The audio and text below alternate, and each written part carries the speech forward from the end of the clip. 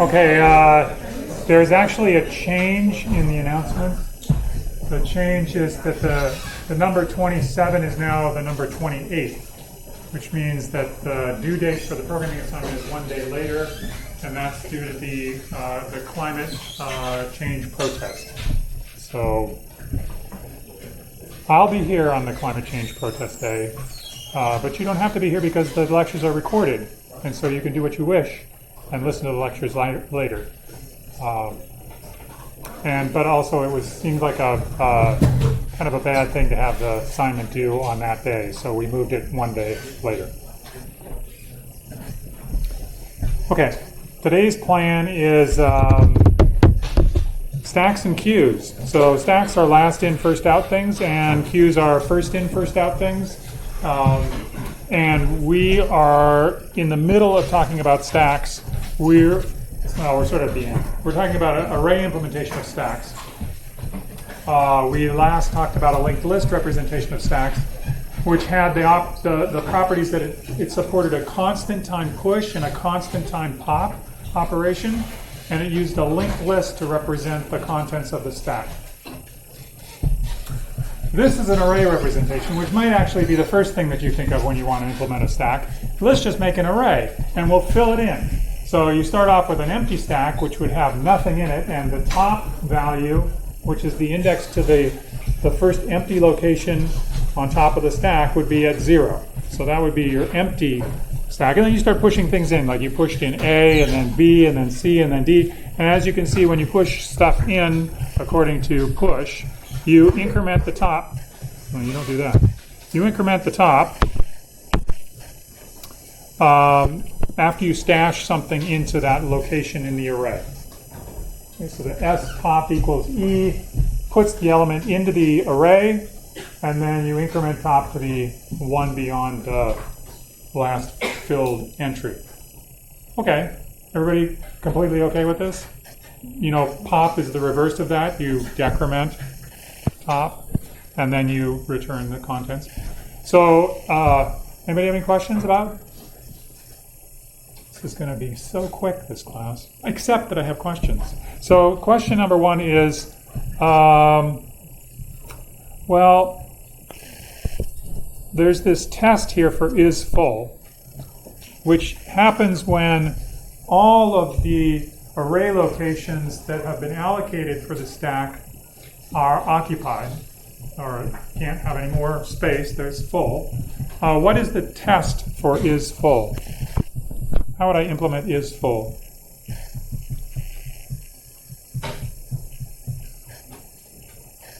Yeah, you're right. That's exactly it. Just say it.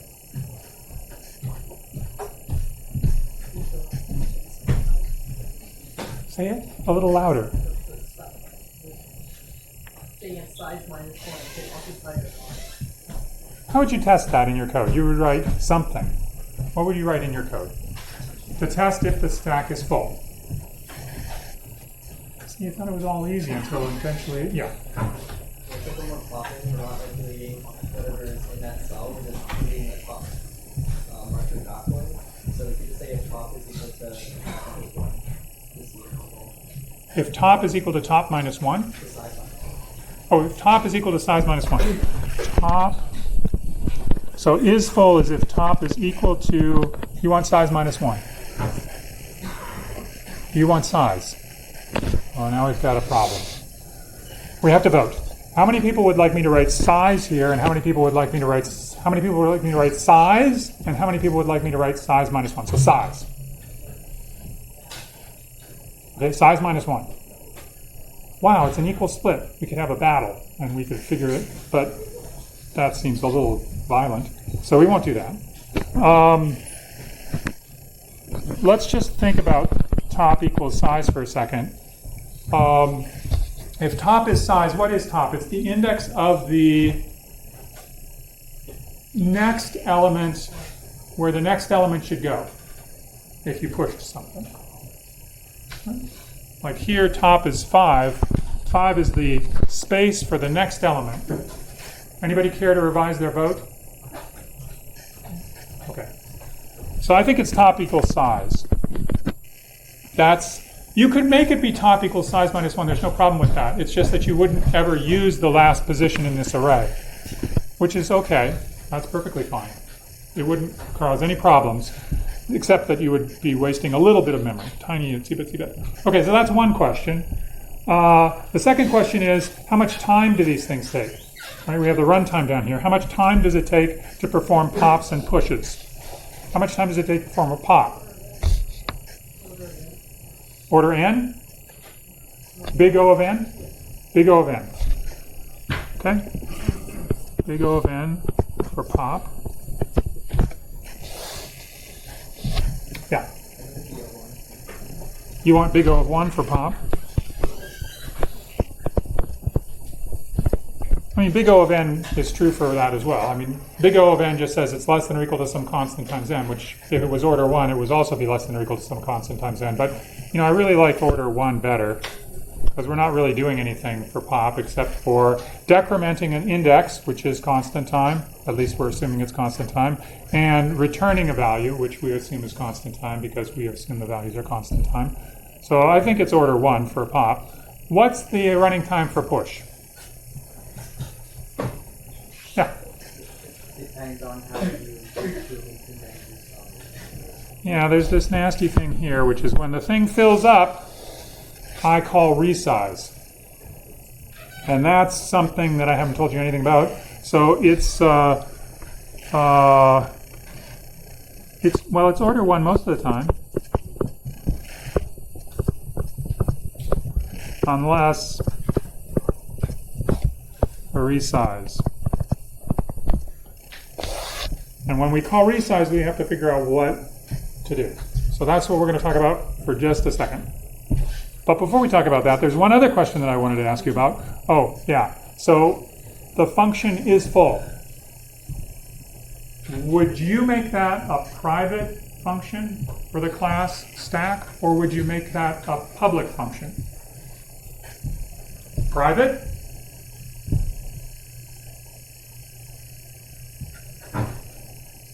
Public? Yeah, do you have anything to hide? Why wouldn't you make it public? Why wouldn't you do that? Somebody that said private, why wouldn't you make it public? Because is full is based on an array implementation. If you made this with a linked list, you wouldn't need is full. Yeah, somehow it's kind of telling you by making is full a public function, it's maybe hinting that there's a possibility that the stack will fill up, which doesn't really happen until memory is exhausted for like a linked list implementation. So it might be that you want to make it private because you don't want to tell people about your private implement. You might want to make it private so that you don't want to tell people about your private implementation of this particular stack class. And it sort of keeps the abstract data type pure. However, it might be that you'd want to make is full public because maybe the people that are using your stack are really only interested in using your stack on a limited memory machine and they don't want it to use up all the memory. So what they'll do is they'll say allocate a stack of a particular size and don't let it get full. So they'll actually be testing is full in order to make sure they don't push stuff into the stack. But that would be an added functionality that would be provided by that particular implementation of the stack. But it could be useful. Yep. This class might try to optimize and try to like choose an add elements based on like it's going to be full. So even if we did make it public, it's better to make a subclass and stuff and like more specialized. Some people write for that class if they ever let their application. Yeah, you could. It's possible that maybe by making is full public, you'd want to say this is only really should be used if you're like know what you're doing, and this should be the memory constrained stack class, and you would only use it if you really want to be careful about your memory usage. Yeah, that's true. You could do it that way. As a class. Anyway, I just wanted to have that discussion because it's not clear. I mean, this one is, I think I would probably land on the side of making it private because I don't want, the stack operations are pretty well defined, but It really depends on what the user is wanting and what the user is using your stack for. Okay, so everybody okay? Let's talk about Resize. So this is what Resize does. Resize, it's marching along, pushing things into the stack until it gets to the point where it's full. And then something else comes in, and it needs to allocate more space, allocate more array space, in order to store the new elements that are being pushed. Why couldn't we just use a vector? Vectors are in C++. They dynamically resize. You can push back on a vector as much as you like. Why are we talking about this when we could implement this as a vector as opposed to just a silly old array, which is what this is? Okay? It's just the pointer to the first element of the array. And it's indexed by S bracket I bracket. We'll give you the ith version. That's what we're doing. We're not using vectors. Why are we not using vectors? Well, I'll tell you why we're not using vectors. How could you know? I did this. I mean, why did I do this to you? Because I want to talk about resize. Because vectors actually do resize as well. And you should know about this. You should know about the cost involved in using something that resizes dynamically. And so that's why we're doing it. Okay, so now we've reallocated some new space, and we've copied this whole thing is new, by the way. We've copied the old contents over into the new space, and then we're ready to go with a new stack array. And we delete the old one. Got it? Easy stuff. How much time does it take if you want to resize an array that goes from size X, this one has size X, and you want to go to one of size Y? How much time does it take? Yeah. Order. Oh, no. X and Y are your parameters. You had a choice. Oh. You can either say theta of X, or you can say theta of Y. I think those are really the only two choices you have. Theta X or theta Y. How many people vote? This is like a voting day. How many people vote for theta of X? Good. How many people vote for theta of Y? Why would you vote for theta of Y? Just, you like it? I would imagine that this is a array of implementation, so we will have to figure it over X. That's interesting. And for I mean, we'd have to pay order Y if we had to touch the whole new array. Right? That's the order Y. That's where it comes from. But the people that said order X, I mean, you're thinking the amount of work that I have to do is just get the memory and then spend X time copying stuff into the new memory. You know what? I think the actual answer is order Y, though.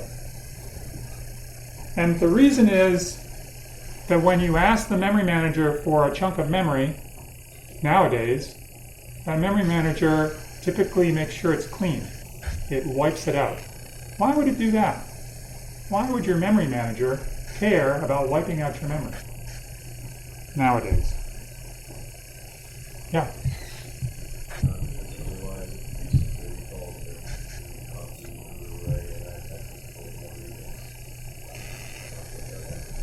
Yeah, it's a security thing. That's exactly why they do it. And the reason is there's this old memory lying around that the memory manager is willing to hand out to you. But if it hands out this giant piece of memory and it happened to be, like, for example, space that people were using for storing passwords and things like that, then all of a sudden you can have access to that because you have a pointer to that memory. And you can go and look at it without worrying about anything. So it might be done lazily, like it might not erase it immediately, it might erase it after a little while, but from what it's trying to do is protect one process in your computer from getting access to memory that's been created or used by another process. So it's probably this for initialization cost. That word is initialization. Doesn't look like it, but it is. Initialization. No, that's not right. Initialized cost, and it's for security. Anyway, we'll stick. It could be order X, it could be order Y. It's not going to really make any difference between what we have to decide. The thing that we have to decide is how we're going to resize this array. And I'm going to give you two choices. There are many other choices, but I'm going to give you two. One is take the original size that you're given and add some more space. Each time, add a constant amount of space. So perhaps that constant is 10. So every time you start off with maybe something of size 10, the next time you fill it up, you get something of size 20. When you fill that up, you get something of size 30. When you fill that up, you get something of size 40. Each time I'm incrementing by 10. The other option is that you increase the constants by some multiplicative factor. So let's say it's 2. You start off with, let's say, 2 things, and when you fill that up very quickly, you're given 4. And then when you fill that up, you're given 8. And then when you fill that up, you're given 16. Each time it's doubling. Each time it's going up by a factor of 2, the amount of memory that you have. Those are the two choices.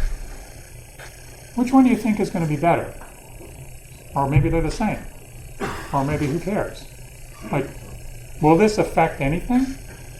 The choice of whether I increment the size of the memory that I'm using for a stack by a constant amount, or whether I multiply it by a constant amount. Does it make any difference in terms of the performance? What do you think? This is one of those yes-no questions. And you know what the answer is because you know how to take tests. And this is one of those questions that's begging to have the answer yes. There's no reason to say no because there must be something complicated or else I wouldn't be talking about it. And there is something complicated. Lots of stuff. So which one do you think is better, plus or times? Times. Why? Seems right. Like if I've used 1,000 spaces in my stack, and you're telling me I'm going to get 10 more, that's nothing. I used 1,000 spaces in my stack. I'm probably going to use 1,000 more. Give me 1,000. Double my size. Seems like intuitively what one should do. That's just, so we have to analyze this because that's what we do in this class is we're going to analyze the choices and figure out which is better. So here's the constant, the plus constant. So let's just, so in order to keep the analysis to having only one parameter instead of multiple parameters, so to keep the analysis simple, let's just assume that we start off with this same constant as the original size. So in this case, the constant is 3.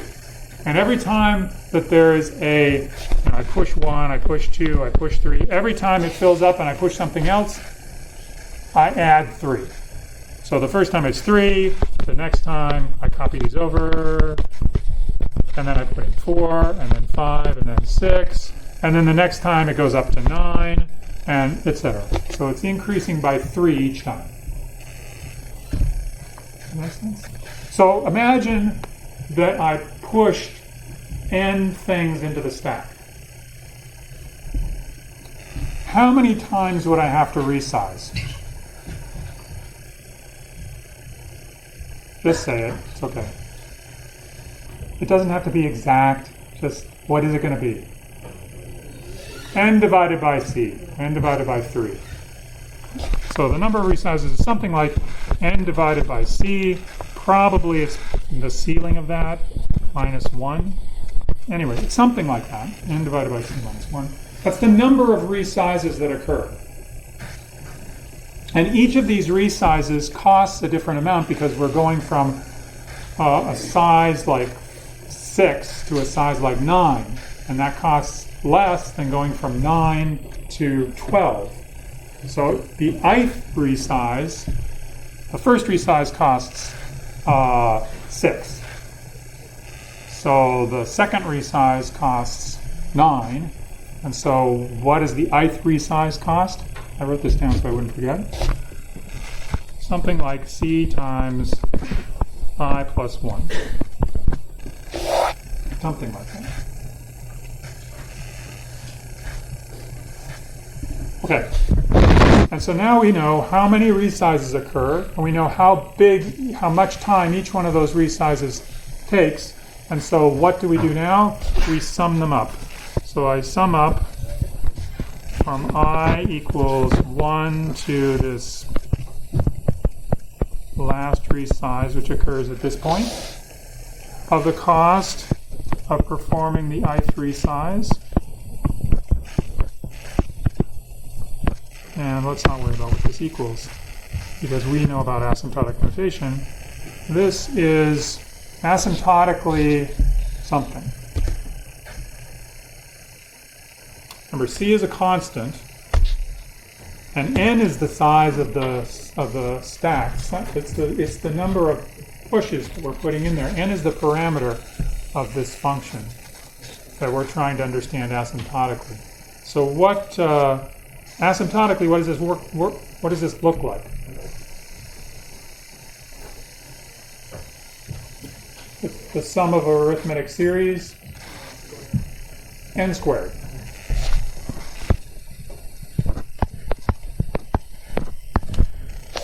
Big omega of n squared. Maybe you weren't expecting me to write down big omega of n squared. Maybe you were expecting me to write big O of n squared.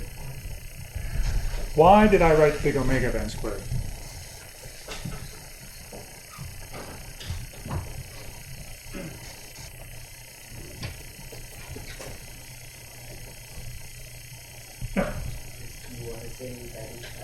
Because I want to say it's bad. That's exactly right. What am I saying when I say big omega of n squared? I'm saying that this is something that's greater than a constant times n squared. So you know just from the fact that I use big omega notation that I don't think that resizing by a constant amount each time is a very good idea. Or at least I'm saying that it's costly. It's greater than or equal to some constant times n squared. Yep. Why is the resize cost? Or how do you find that resize cost? For the ith resize? Oh, I just sort of like guessed. Which is exactly how you should do this. No, it's not. But this is the way that I thought. I thought, okay, the first one goes from 3 to 6, it costs 6. The second one goes from 6 to 9, that costs 9. So I have to map these numbers. 1 is supposed to map to 6. 2 is supposed to map to 9. 3 is supposed to map to 12. Okay, so now I know it's going up by 3 each time, so it's something times 3. And I just have to figure out what the something is. And then I do a little inductive proof in my head and I prove that it's correct. Not that hard to do a little inductive proof in this one. Pretty simple.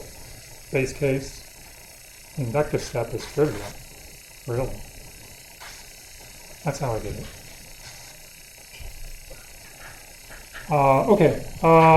Right, so story. So this you can apply asymptotic notation to any function that you'd like to, but the type of asymptotic notation that you use is telling a story to the person you're talking to.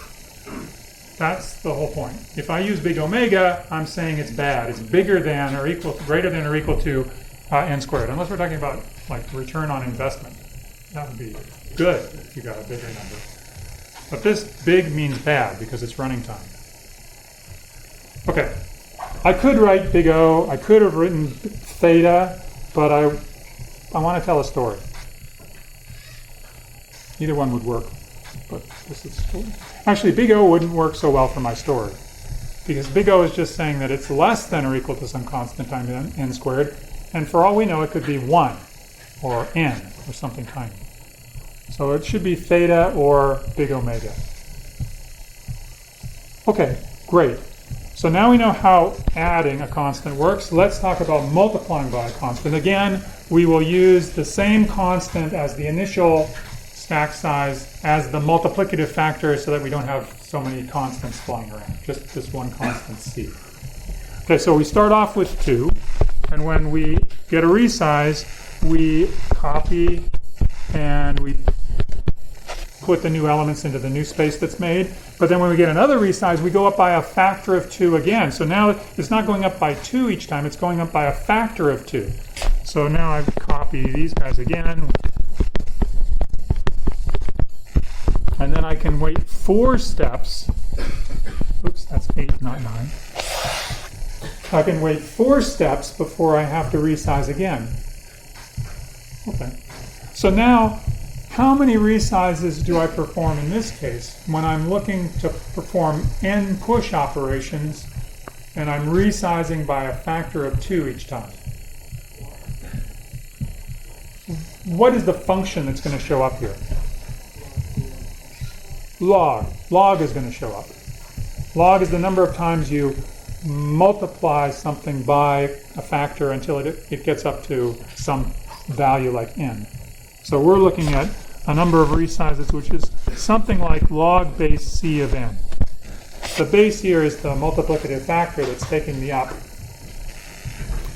And in this case, I better check. I think it's something like ceiling of log n minus 1. Something like that. That's the number of resizes. And what's the cost of the ith resize? Well, now you know that the sizes are going up by a factor of c. So the first resize was 2 squared. The next resize would be 2 cubed. The next resize is 2 to the 4th. Well, it's going up by these factors. So it's something like c to the I plus 1 for the ith resize cost. And then we do the same thing that we did before in order to get the total cost. We sum up all of those resize costs for all of the resizes that are performed. And this is not an arithmetic series that's summed up, it's a geometric series that's summed up, but you know everything about geometric series that are summed up. This is what?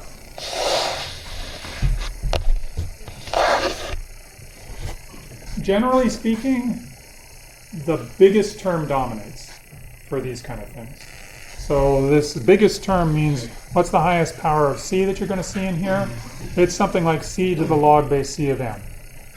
Now there's a formula that you can use for this, and it's going to be that plus 1 minus something divided by something or other. But I never remember the formula, frankly. But I can reconstruct it really quickly.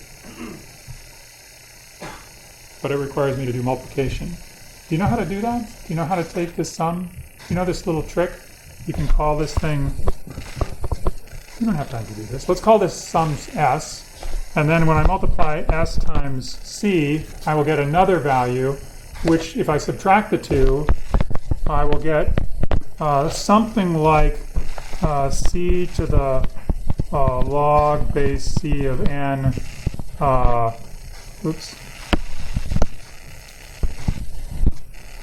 that's the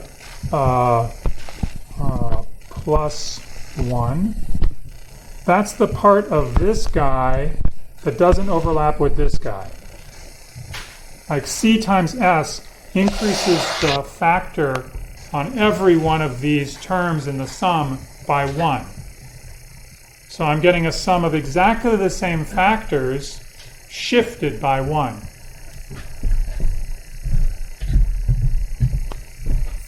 You're looking confused. Is this confusing?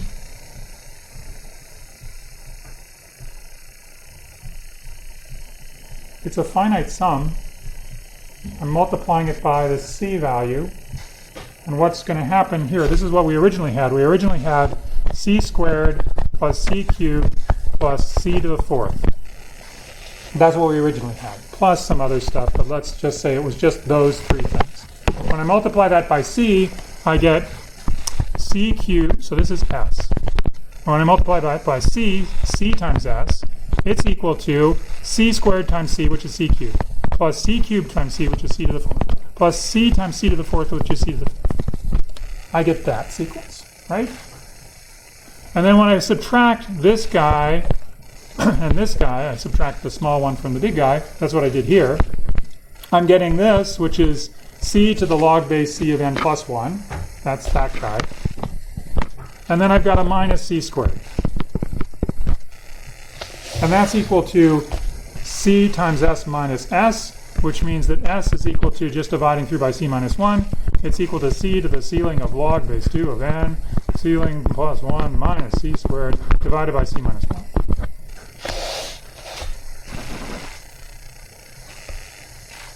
No? Yes. It works. You don't have to worry about anything. It's not cheating at all. It's a finite sum. Everybody's happy. This is why, okay, look, you're a computer scientist, right? Yes, that's a resounding yes. And you know about powers of 2. If I summed up all the powers of 2, 2 to the 0 plus 2 to the 1 plus 2 to the 2 plus 2 to the 3, all the way up to 2 to the 100, what would I get? 2 to the power 101 minus 1 divided by 1. Yeah. Yeah, you don't have to worry. If you memorize that formula, then you're good to go for the whole thing. But you can never remember it. So this is what I do. So anyway, if you're like me, there you go. That's what this is. It's just 2 to the next power minus something divided by C minus 1. Okay, that's all a big long story to try to get you to tell me what this is.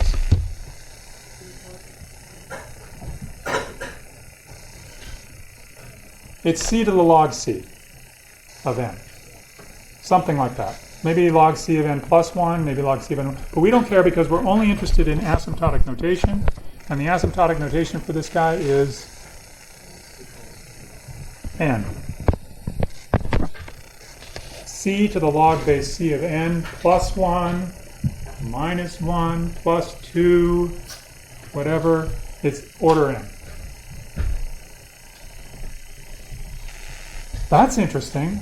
In the previous method, the total amount of work that we did in order to resize when we added was n squared, big omega of n squared. Here, when we're doing multiplication, multiplying the size by a factor of 2, or c, for example, we get something that's big O of n. That means we're doing less work to resize the array to get it to the point where we can hold n elements in the case when we times by a constant than in the case when we add a constant. That means we're doing less work.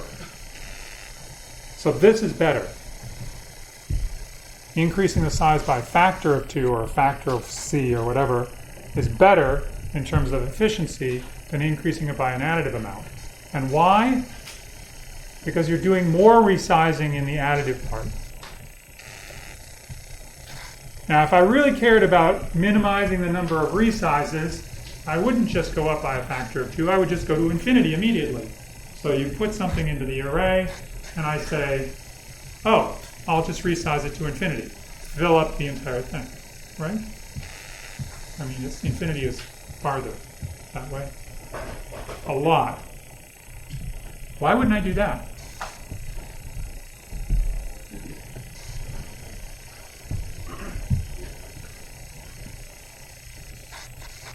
How long will it take me to allocate an infinite amount of memory, according to my model? Yes? Infinite time? An infinite amount of time. So I can't do an infinite thing. I have to do something else. But there's lots of room between powers of 2 or powers of c and infinity. How come I didn't pick something in between?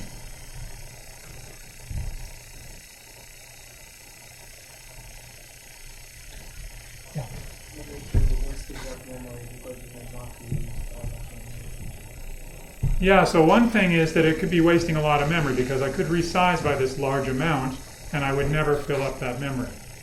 And what's the other interesting thing about this value that we found is that the amount of work we're doing to do the resize is proportional to the number of elements that we're putting into the stack. And what that means is that I can basically, if I think about averaging this cost over the pushes that go into the stack, the average cost for performing the push, or amortized cost over time, is order 1. There are n pushes that I put into this stack in order to get it to be that big, and the overhead, the work that I had to do the resizes, is proportional to n. And so that means that every single one of those push operations, if I looked at its average cost over the entire execution, was only a constant. So this gives me what's called order 1 amortized cost per operation, per push operation in this case, but actually pops are constant time. Amortization means like spreading it out over a bunch of things, spreading a cost out across multiple objects or events or operations. And in this case, the operations are the push operations, and we know we have n push operations, and then we know that our cost is proportional to that. Another way to think about this is if I charge money for the resize operations. So I'm trying to analyze this program, and I want to know how much money it's going to take to run it. And time is money, so whenever it does something, I have to pay for it. How much money do I have to give to the individual elements that I'm pushing into my structure in order for them to pay for all of the operations that are being done? Each element needs some money. Like if you're an element, you need to bring along some dollars in order to pay for these operations. How much money do you need?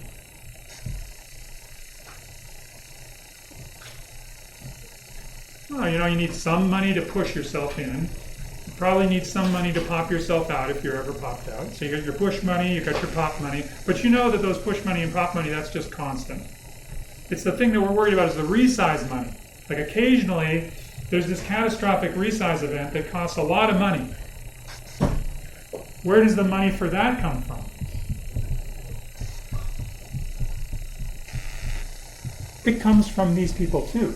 I claim that if I give every single person $4 extra, every single element that goes into the queue, or into the stack, $4 extra, then there'll be enough money there for them to pay for the resize operations as well. So if you think about it, these two elements, 3 and 4, those are the ones that are causing the resize to go from size 2 to size, to go from size 4 to size 8. If each one of them had $4, then there's plenty of money to pay for 8 new locations. Now, if I go to the next step, these guys, these 4 guys, they're the ones that are causing the resize operation to go from an array of size 8 to an array of size 16. And 4 times 4 is 16. That's plenty. That's exactly the amount of money that I need in order to do that resize operation.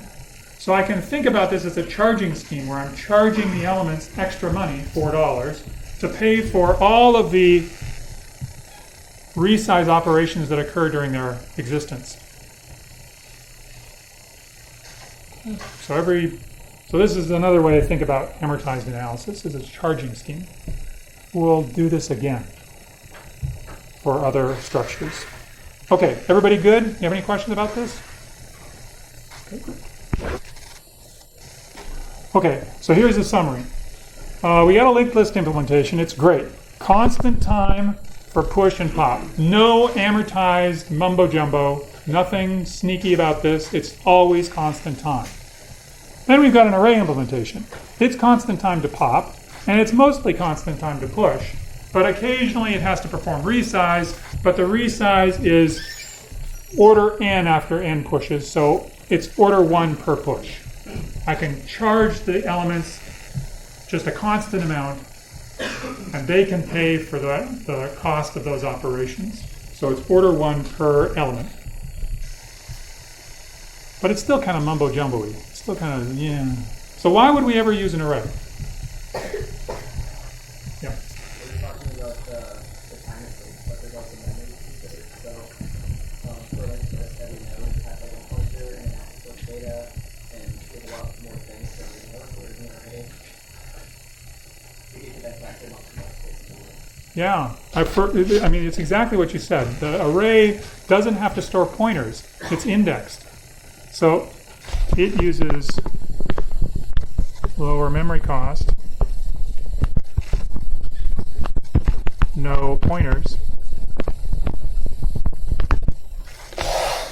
That's the benefit, especially if we have a limited memory machine, which nowadays is hard to find these limited memory machines, but it used to be easy to find them. And I guess it just depends on how big a memory you need. In any case, we're saving a pointer per element. What is another reason why we would want to use an array over a linked list? Also, something to do with memory.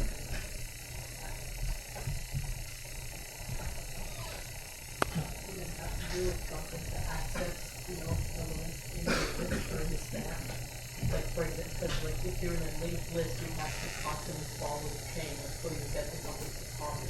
Versus an array, all you need to do is just pop it out of the next. Oh, so you want to augment the operations that you're able to perform on the stack by rip out the middle operation, and that's easy. That's certainly true for an array representation.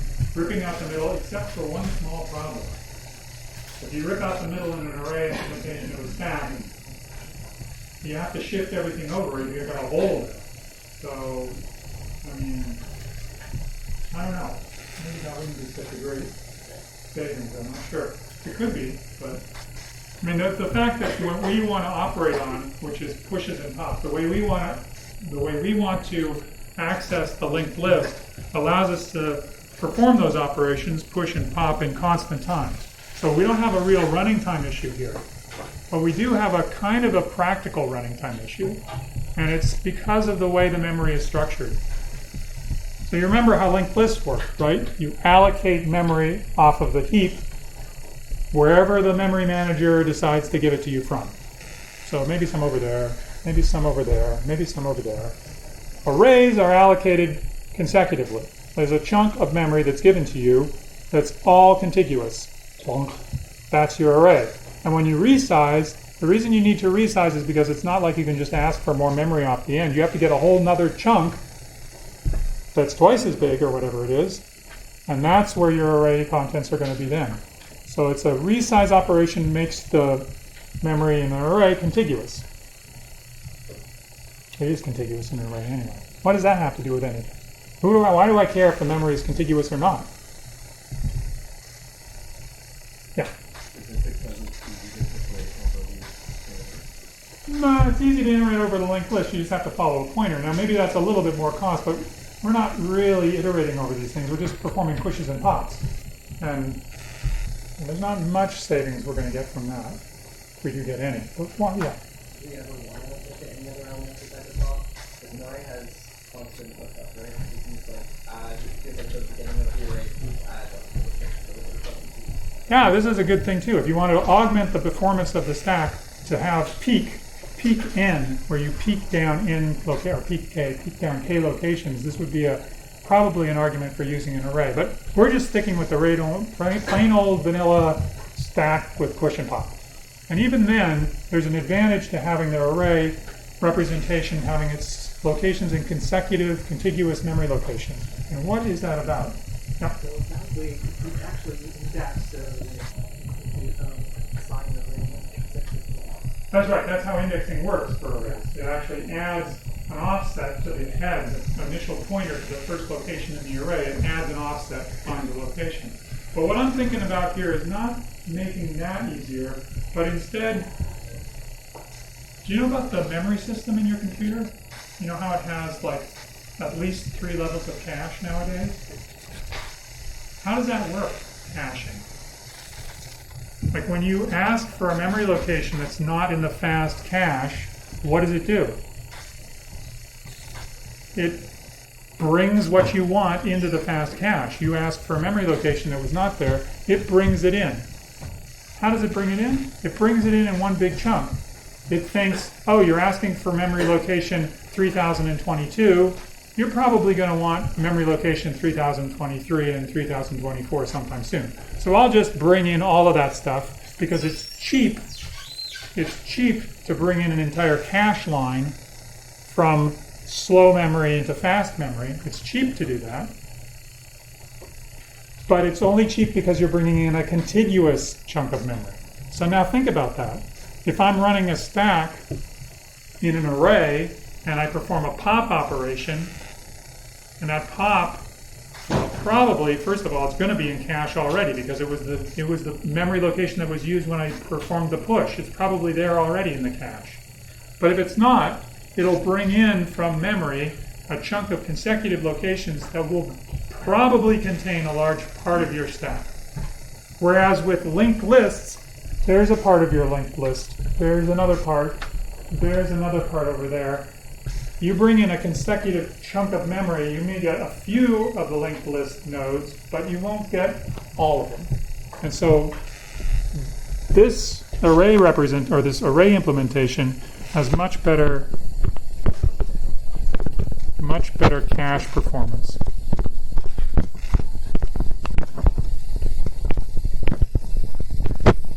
The memory is contiguous.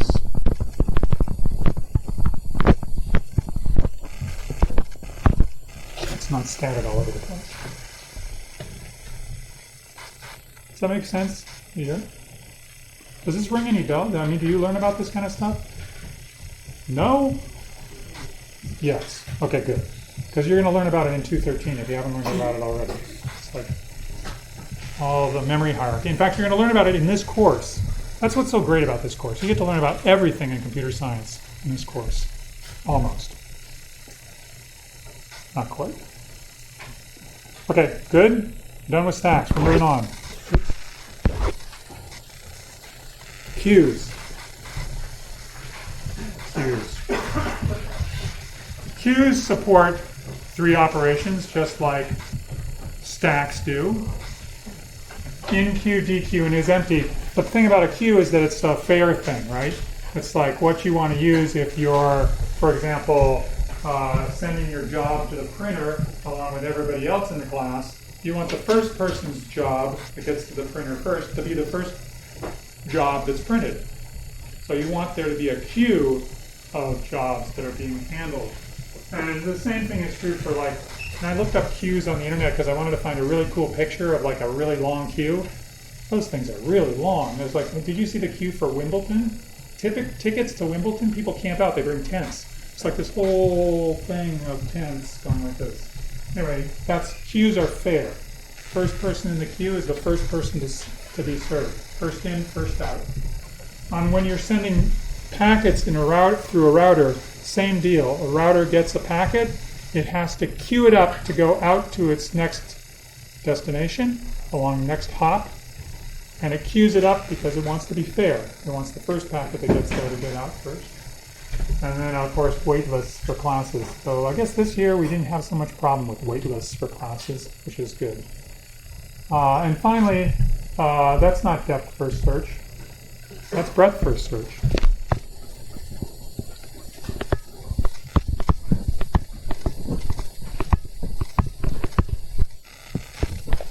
Breadth first search, that's what you want to do when you're like scared. You look in all the things that you put them all in a queue. The door number 1, door number 2, door number 3, and door number 4, and then you go through them in that order. Door number 1 is the first one you open, and then door number 2, and then door number 3, and then door number 4.